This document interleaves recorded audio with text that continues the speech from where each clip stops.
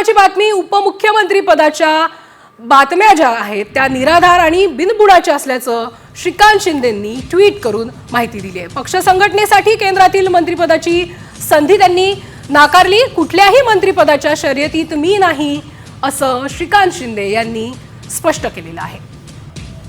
मंत्रिपदाच्या शर्यतीत मी नसल्याचं श्रीकांत शिंदे म्हणाले। उपमुख्यमंत्री पदाच्या शर्यतीत त्यांचं नाव समोर येत होतं, मात्र आता या चर्चांना त्यांनी पूर्णविराम दिलाय।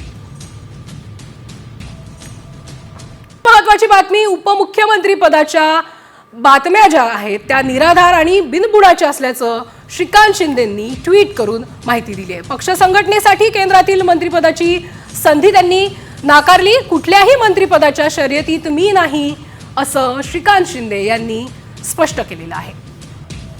मंत्रिपदाच्या शर्यतीत मी नसल्याचं श्रीकांत शिंदे म्हणाले। उपमुख्यमंत्री पदाच्या शर्यतीत त्यांचं नाव समोर येत होतं, मात्र आता या चर्चांना त्यांनी पूर्णविराम दिलाय।